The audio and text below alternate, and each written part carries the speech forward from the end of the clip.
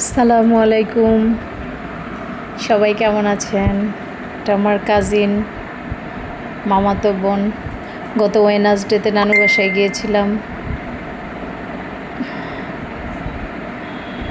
আমরা নানু বাসায় গেলে আমার সব খালা, মামা, কাজিন সবাই চলে আসে।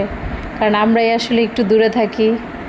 নানু বাসার সবাই পাশাপাশিই থাকে, সবার সাথে সবার প্রায়ই দেখা হয়, বাট আমাদের সাথেই দেখা হয় না। এটা আমার ছোটো মামি। তার আগে ছোটো মামাতো বোন ছিল, বড়টা টুম্পা ছিল। এই তো টুম্পার কিউট বেবি। সে আমাকে খুব লাইক করে। নানু বাসায় যাওয়া মানে খুবই আনন্দে থাকা। এটা আমার ছোটো মামার বাসা।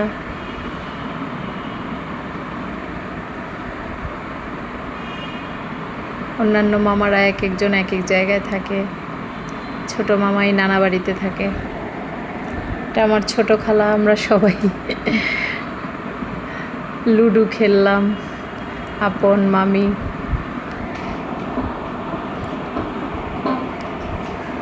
নানু বাসায় গেলে আসলে এখনও সেই ছোটোবেলার কথাই মনে পড়ে।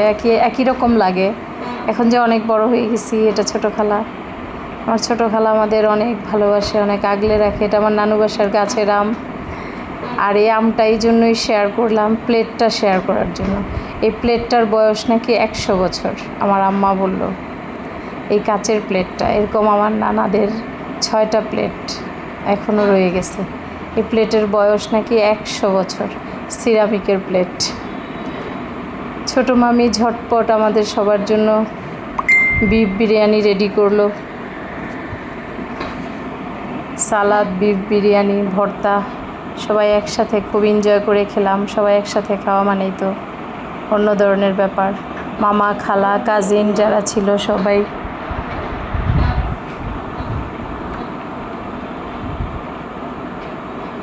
নানু বাসায় গিয়ে অনেক মজা পাইছি। অনেক দিন পর গেলাম। সাধারণত কারো বিয়ে টিয়ে প্রোগ্রাম ছাড়া আমরা যাই না খুব একটা। আমরা 2টা গেম খাইছিলাম, বাট লাস্ট টাইম গেম একটা দিয়ে দিছিলাম। ছোটো খালু, আমি আর ছোটো মামা আর ছোটো খালা, এরকম 4 জন খেললাম, 2জন 2জন করে। নানা বাড়িতে গেলে আসলেই খুব ভালো লাগে। আমার আম্মা সবার বড়, অনেক অনেক বেশি ভালোবাসা পাইছি আমরা নানু বাড়ির। এটা শেষ করা যাবে না। বাসার ছাদে গিয়ে একটু নানা বাড়ির আশেপাশে দেখলাম। সবাইকে অনেক অনেক ধন্যবাদ। আল্লাহ হাফেজ।